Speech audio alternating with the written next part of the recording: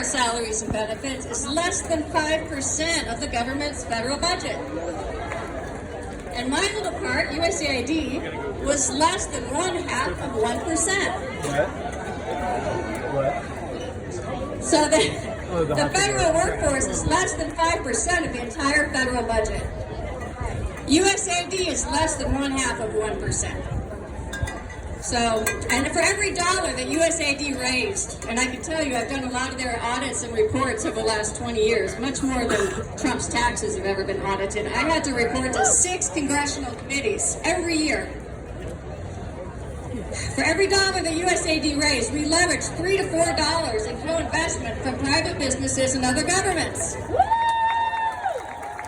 And in 2023, USAID brought back $8 for every dollar spent to North Carolina farmers. So don't tell me about waste, fraud, and abuse.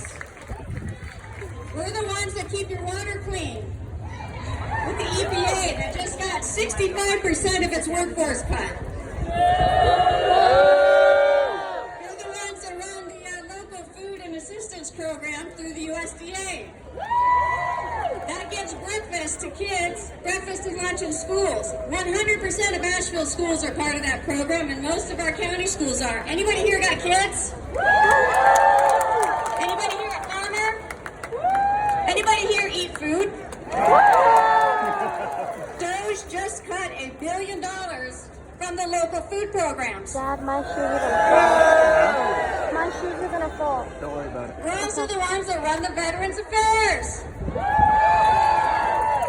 We have 250,000 people working at the VA to support 9 million vets who earned these services by laying their lives on the line, which is more than I can say for that city boy who never served a day in his life.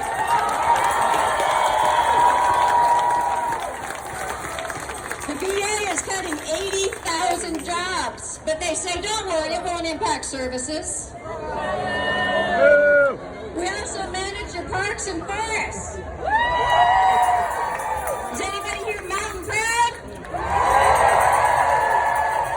How many of us have our livelihoods tied to those parks and forests? The camping, the biking, the timber. Yeah, they bring in billions of dollars, but they've just gutted the Park and Forest Service. That's okay. It's not like we've got 7,000 acres burning or anything. It's okay. They're also cutting FEMA. Just this week, Doge announced they're cutting $1 billion from the Building Resilient Infrastructure and Communities Flood Risk Management Program. Anybody here affected by a flood lately? All right. So that's who we are. That's the federal workforce. We are not the enemy. We are your neighbors.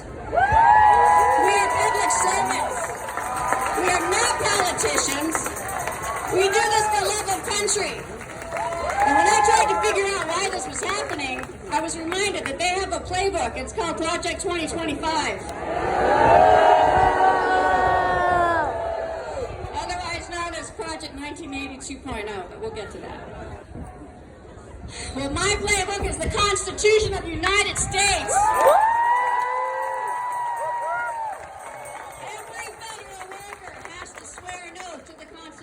And I mean it. You have to stand up, put your hand on your heart, and you swear to protect the Constitution from enemies, foreign and domestic. And that includes our little buddies with their fake federal jobs up in Congress. And by the way, who's going to tell Marjorie Taylor Greene that she is a federal worker? You want to talk about unqualified, unelected bureaucrats? Can we start with the cabinet?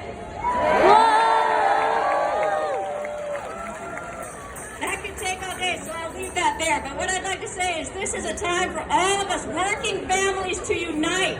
Both sides. And tell Congress that our playbook is the Constitution. And theirs is too.